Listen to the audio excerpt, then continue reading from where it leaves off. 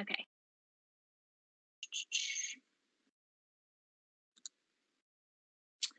Okay, so what I'm going to do, I'm going to walk through the whole process first with a PowerPoint and with my data, and I'll show you what that looks like. And then I'll go back and we can put some, you can practice. So do you have a Mac is my question. Do you have a Mac or is it a PC? It's a PC.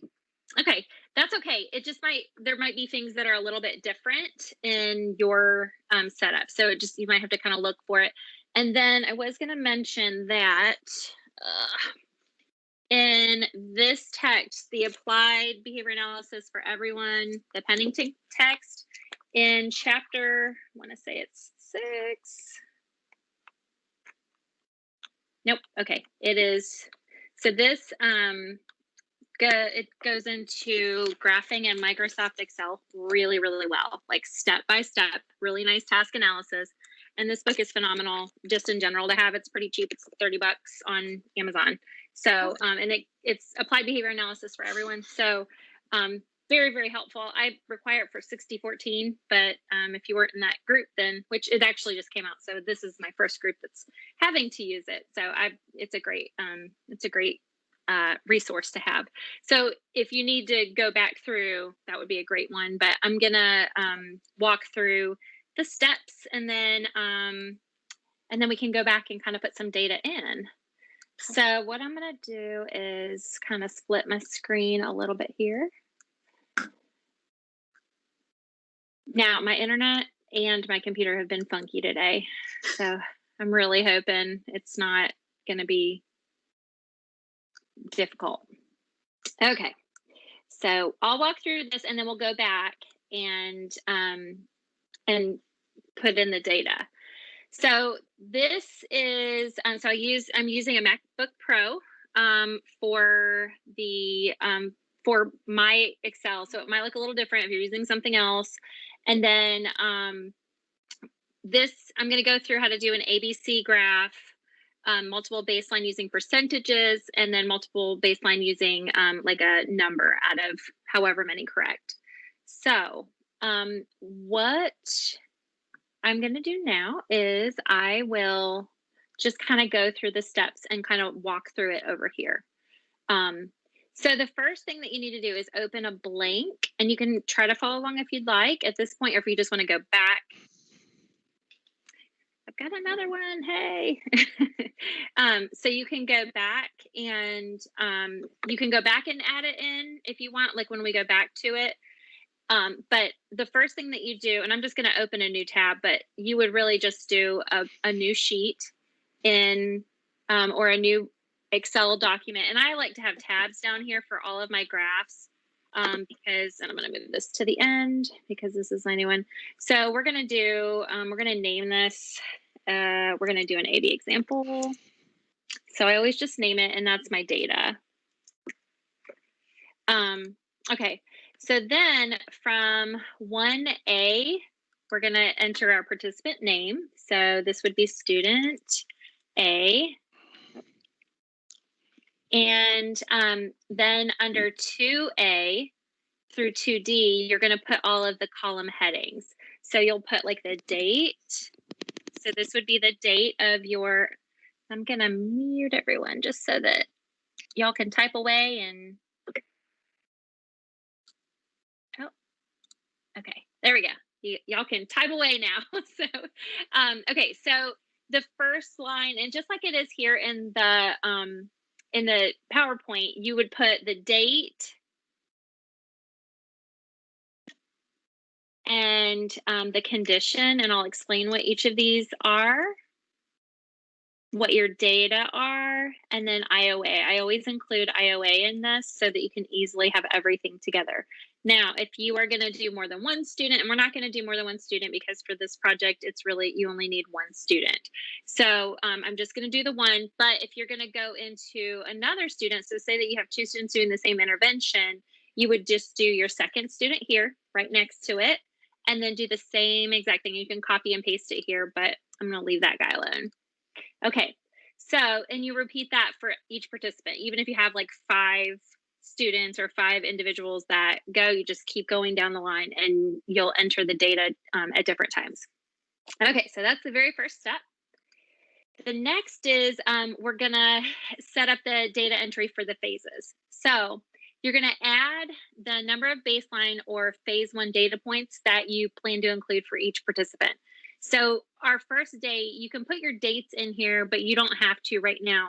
So for our project, I am requesting that you have 5 baseline data points. So you're just going to add that condition here, and I just copy it. And then I do a Control V all the way down for 5 of those. And they are in sequential order, so there's no gaps in between. If you have data that happens with a larger gap, you might want to put a space in between. When you put a space in between these, so say that, say this day, there was actually a skip between, maybe it was like vacation or something like that. This would not be connected between these 2 lines. And you'll see when we transfer this over to a graph what that'll look like. Then you're going to skip the next line. So we're going to leave this blank and we're going to start our intervention phase. So this is our phase. This is our A out of our A-B design. And then our intervention would just be here. And we can just copy that and paste that on down until we have 10. And again, same thing here. If those data are, if there's a few days in between these data, you want to represent that on your graph because they would be, they wouldn't be continuously connected. But for us, we're just going to do something really simple. So I've got 3, 4, 5, 6, 7, 8, 9, and 10. So when we go back in and we put our dates in, this, you'll just put your dates in on the days that they would go in. But if you're using your hypothetical data, you can obviously just put that in there. And they would obviously be one day after the other. So then, and you don't have to add these all at once. So in the intervention phase, you may be waiting for the intervention to decline before we move to the generalization phase or maintenance phase. So say that you have an option to do generalization, maintenance, or a fading plan. And so if you want to show the data on your graph as an ABC, you can add that piece there. So it might be, we might say maintenance, and we would probably have, so for maintenance, I usually come in once a week. Ooh. And so I'm going to skip some lines because they're not continuous data. And then I'm going to put them there. But obviously, if I'm adding my data as I go and I'm collecting data, I would just put it in as I'm going. But just to set this up, I like to have nice templates so that when I go back, I can kind of tweak things and I'm not having to create something from the beginning. So now we have added this and we can adjust it as necessary. The next step is your data entry. So the first one I'm going to do is we're looking at a percentage. So it would be out of 100. So I usually do a lot of off-task behavior. So say in my baseline, I'm looking at how often a student is off-task for a 30-minute period of my selecting. So I would go in and I have my nice little data sheets and I'm collecting behavior, how often this child is off task. He's off task an awful lot for a 30-minute period. And in general, it's pretty high, right? And typically, before we move to the intervention phase, we want to make sure that this is pretty stable or that it's not in a massive decline. And the reason for that is because if we start to see that these baseline data points are going down, then when we put that intervention in place, we can't really attribute that intervention to the change in behavior if we know those data points were already going down. So we want to make sure that it's pretty stable. Sometimes baseline takes longer. According to What Works Clearinghouse, you have to have a minimum of 3 baseline data points for it to be considered a research-based practice. But best practice is really to have a minimum of 5 data points for an AB graph. And that's really so you can get a good solid understanding of where the behavior is. Now, of course, if you're working with kids who have behavior problems, some days they come in and they're great and they might be off task 20% of the time. Other times they might be off task 80% of the time. If you have a kid that goes up and down like this for like a couple of weeks, you can just do a mean and overall mean, and that's okay. Neil, did you have a question?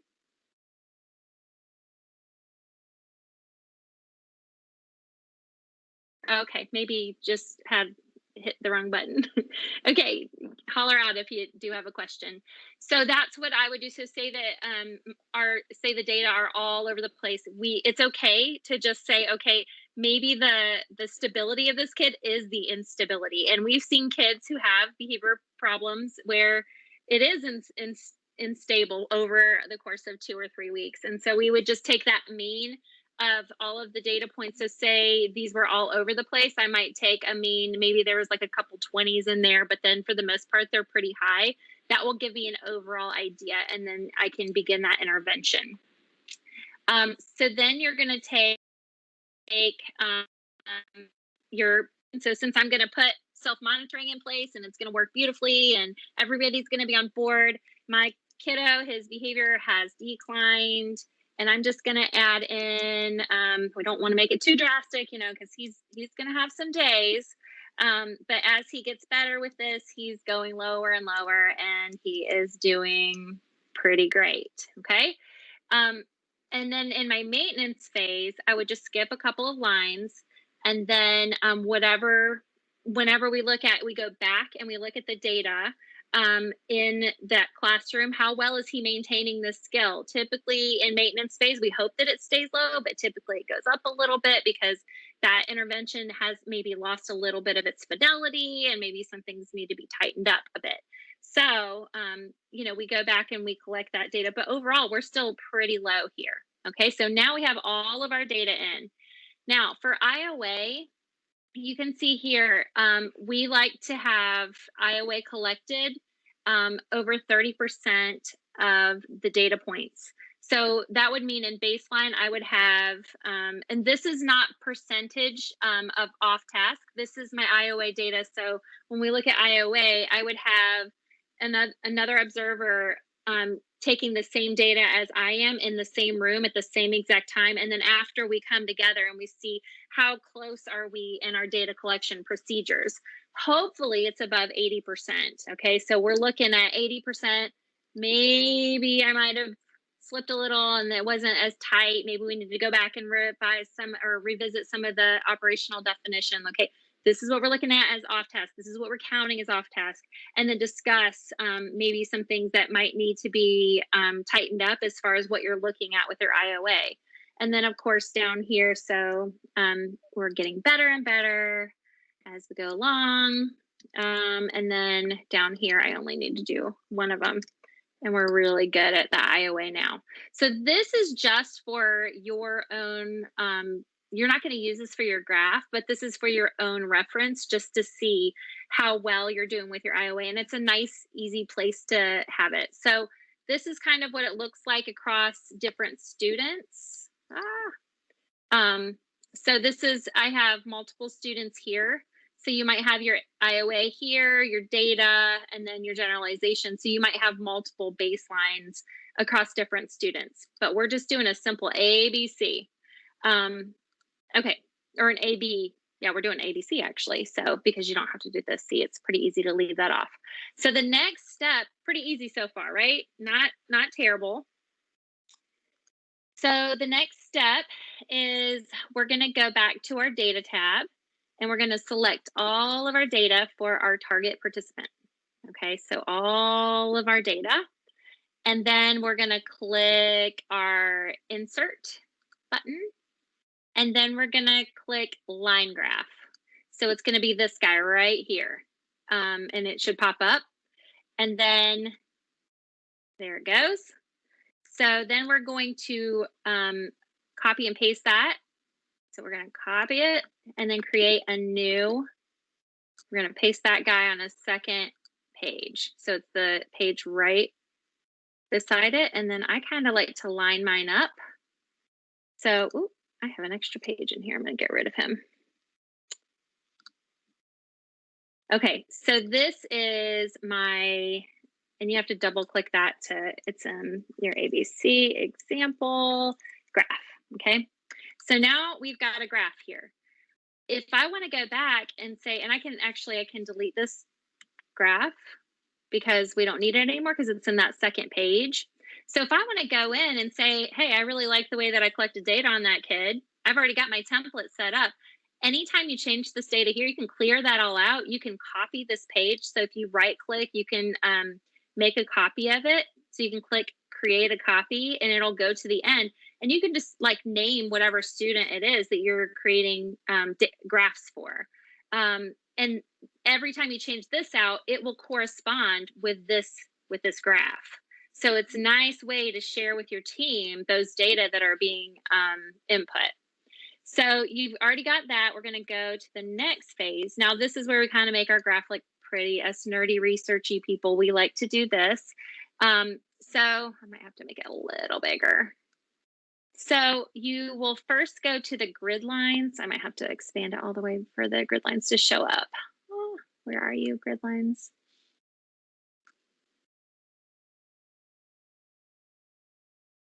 Oh, I didn't click. I know why they're not showing up because I haven't clicked page layout. Click page layout, and then your grid lines should be, you have to click in there. Get rid of your grid lines so they're no longer there. So you have to click that page layout and then make sure that's unclicked. You don't want to see them there. Okay, so now you want to click on that chart title and just delete it. Sometimes they're tricky and you just delete that guy. And then click on the chart. So make sure your whole chart is highlighted. Oh, it should be. Okay. And now I can actually move this so I can see my PowerPoint so everyone can kind of see the steps. And then you're going to make sure that whole chart is visible, or you've selected that whole chart. And then under format, you will go to chart area. Nope, see, I don't have it. See, the chart area will show up. And if you have an issue with it, it will tell you it's not there. So you will go to format chart area. Aha, here we go. Okay, maybe that's my lines. Okay.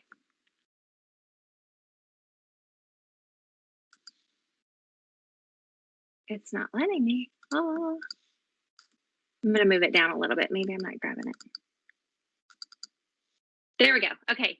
You just got to play with it in a minute. So you just click on it and this sidebar will open up. And then under this format chart area, click no line under border. Okay. So you click no line and that'll get rid of that for you. Okay. And the next step, we are now going to click on the x-axis. The x is the bottom. So you got to double click in there and it should come up and you'll click the left, this on the far right, the bar graph. Click on axis options and then select tick marks. So it should be down here. And you want to set the major to outside. Is that right? No, I think it's inside. I'm going to double check on that, but I want to say that it's outside. I'll double check. I'm pretty sure. And then you want to take your Y axis and do the same thing. Click on that guy and click on the Y axis box, the bar chart. It should be there already. Click on axis options. Here it is already. And then make sure you set your maximum to, so we're doing percentage right now. If it's for a certain number of trials, so say that you're looking at your maximum trials is 20, or say that after you've collected your data, say that there's 20 questions in your data set or in the intervention, so that your 20 would be the highest number. If if it's something we're looking at, words per minute, it might need to be higher. And then you want to consider like your units, like how it's going to count by each unit. So for this, we're doing a percentage, so it'll be 100. We could change that to 50. We could change it to 20, whatever makes sense for your graph. And then you're going to adjust whatever you need to there. So it was already adjusted for us. So now we're going to click on one of the individual horizontal lines within the graph. So this one kind of gets a little tricky. Okay, there we go. And it should come up to the format major grid lines, and then click no line. So you have to click on this, the little paint bucket, and click no line. Okay. And then now we're going to click on the Y axis here and the line. So back to this guy. And this line should be solid, and make sure that it is black. Oh, I'm sorry. Don't do that yet. I moved ahead. It will be black. And then make sure you do the same thing for the x-axis and make sure it's a solid line, and you can go ahead and change it to black. Okay. All righty. Hopefully everybody's with me still. Okay, we're going to keep going. So now this is probably the trickiest part is, did I skip anything? No, I did not. Okay, so at this point, we are going to click on one of the data paths. Right here are data paths. So this is my baseline. And then you want to change the color to black. Oh my dog just jumped down. And then you want to change the width to 1 point. And then click on this marker at the top. And you want to change the marker options to black, and the built, I'm sorry, my dog is going nuts over here. You want to change the options to marker options up here to built in, and you're going to change it to this little circle to a size 3. So that should change your data. So it should look like that. And then sometimes they're not, like these sometimes don't show up because they're not connected, but they will show up eventually. You just have to kind of, when you change the font and all that good stuff. So make sure that it's black and that all of these look nice and uniform. Okay, so it's looking good. We got a good graph going here so far. All right, so the next thing is we are going to, and actually, you know what? We're going to move this guy over. I put it too close to the side. We're going to move this guy over just a little bit. Now we're going to click insert. And we are going to, you might have to expand a little bit. We are going to insert one of these illustrations right here. And you're going to do a line. Okay, so this is our phase lines. This is really important. So it's going to be blue right now, but we're going to fix that. So put a line in between, make sure it's nice and straight, and it'll tell you if it's at 0. Okay, make sure it's nice and straight. Double click that line, make sure it is black, and try to line it up so that it's not like going below. I'm going to just copy that. So Control C, Control V. It might be different if you are on a non-Mac. And then put another one in between my intervention phase and my generalization phase. So you should have my baseline, intervention, and now my maintenance phase. Okay, and then now we are going to add our participant name by adding, let me see, insert, and we have text, a text box. We'll put it right here. So we're gonna name this guy Jamie. Jamie is hanging out right here, and you can click so that there's no line so that he's just hanging out here. Or you can put like participant 1.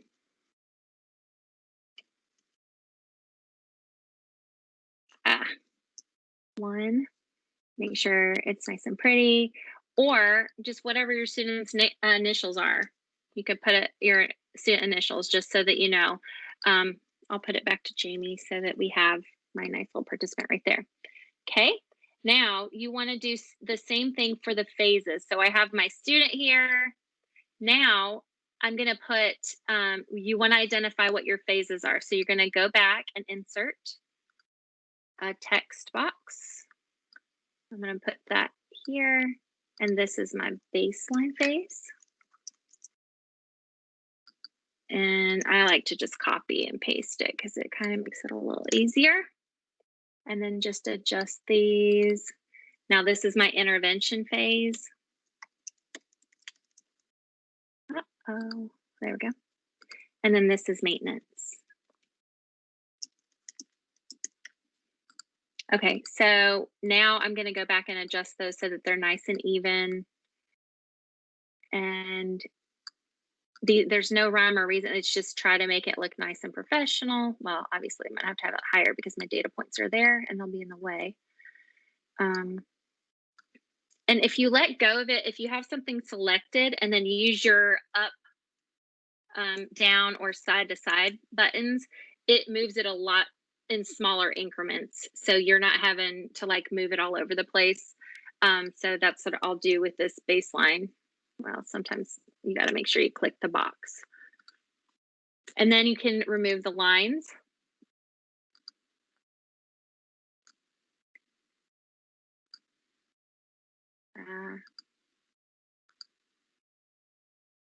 Wait, why is it?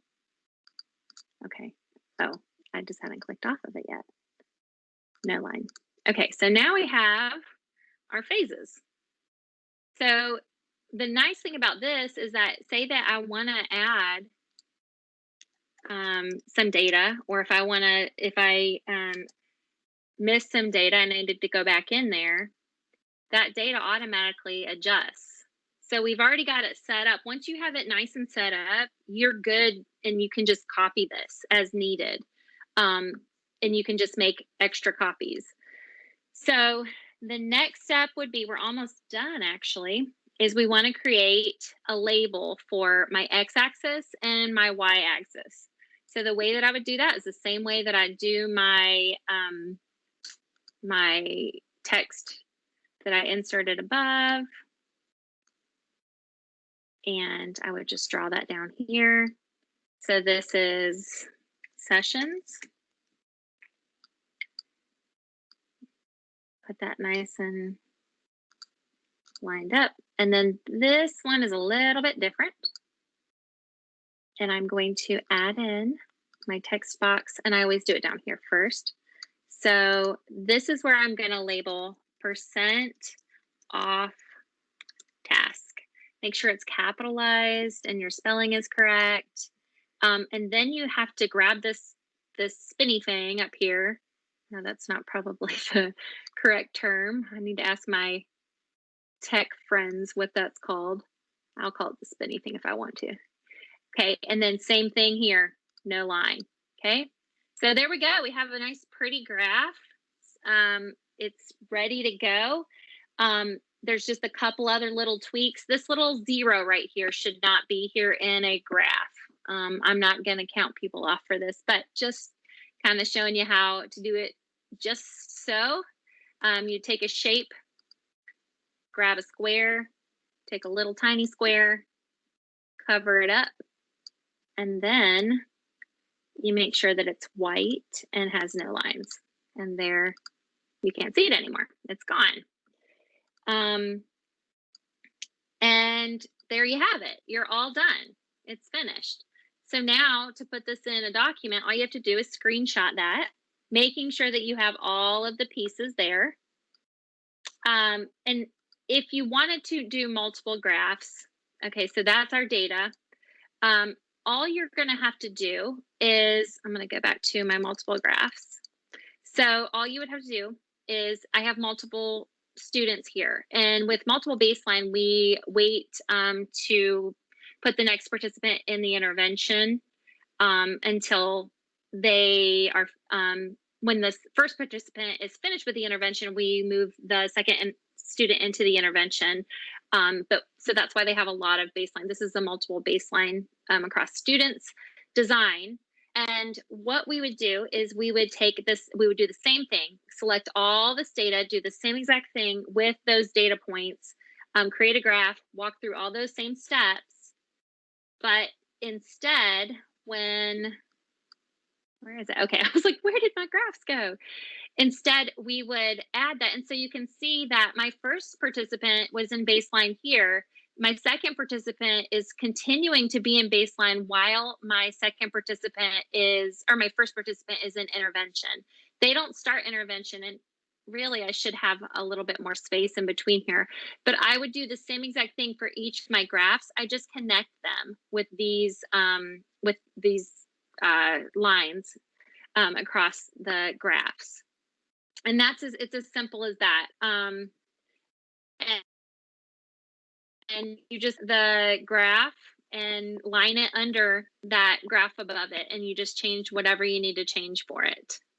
But you won't have to do that. And then the one thing that you would want to do is make sure, because they're all going to have those sessions underneath, you just want to make sure you get rid of those numbers, because you'll see in our example, the one that we just put together, the numbers are here. So if you copy the same graph, you would need to get rid of these. So there's only one sessions or one x-axis label, and it would be at the very bottom. So you can kind of see it here in this. So you'd use a white box, just like we covered this, to cover each of those. And then you just add the diagonals to connect the graph's phases, and then you're done. It's that simple. All right, so there we go. Graphing. It's fun and exciting. So what questions do you have for me? And don't forget to unmute. Or do you just want to try putting your data in? Or do you just want to watch the video and go through it step by step again?